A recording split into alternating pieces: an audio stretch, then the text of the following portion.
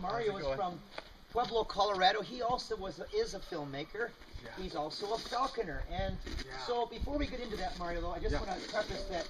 So this place, we started June 6th of 2001. I brought a lot of these animals here, and in the meantime, many orphaned animals, I guess you could say many, there's several. Yeah. From the state of Alaska have been orphaned since we got here. And we do film work here, but we have little film sets on this acreage. We have 60 acres. And so what we've done is we've planted animals in different film sets, so you're able to see them somewhat predictably. Yeah.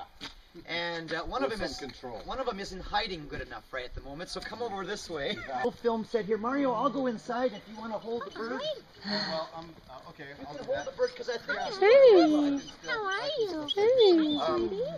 Yeah, kind of interesting. You know, this is one in the background screaming. Well, and you're old. A female wolf, and some of these wolves in Alaska are black too, so they come in different color schemes. But nonetheless, I've worked with wolves since I was a little kid, and I remember when I was a child, other people that work with wolves, if I looked at them closely, they had parts missing, totally. They're missing earlobe, more dimples in their face than they should have. Not all the fingers were there. Working with a wolf, you know, they have 1,800 pounds of pressure per square inch in those jaws. What is a pit bull? 900 pounds. So much more strength there, and you can see those teeth, beautiful teeth, and that's to grab a hold of the leg of a moose or a deer or each other. Wolves will kill each other too. The hierarchy has got to stay established. There's only one male, alpha male and alpha female, and a wolf pack can run as many as 40. And then they thin them each other out too a little bit. You know, over 50% of wolves don't even live to see their first birthday. It's animals live by tooth and claw in the wild. Not only wolves, but other creatures as well. We'll talk about that a little bit later. Now, we're trying to get this wolf to look and stop. There's a chance right there. Uh-oh.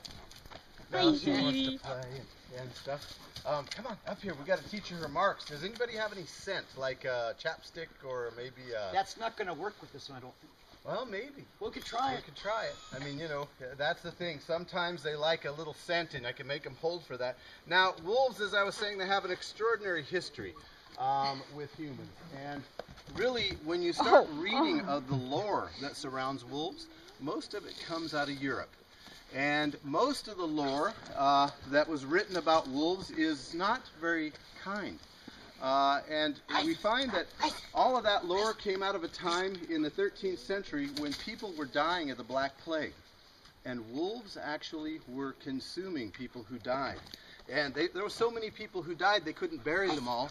And wolves came out of the woods and began to being consumed by wolves. And so they wrote all these bad stories and said the wolf was evil and it was akin to the devil and so forth.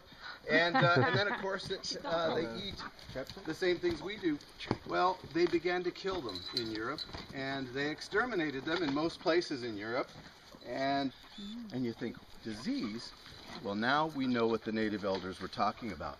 You ever heard of Lyme disease? Yes. Yeah, that's a disease that jumped from deer to humans. You know, wolves' role in the ecology is they go out and they seek diseased animals, and that's what they kill and eat.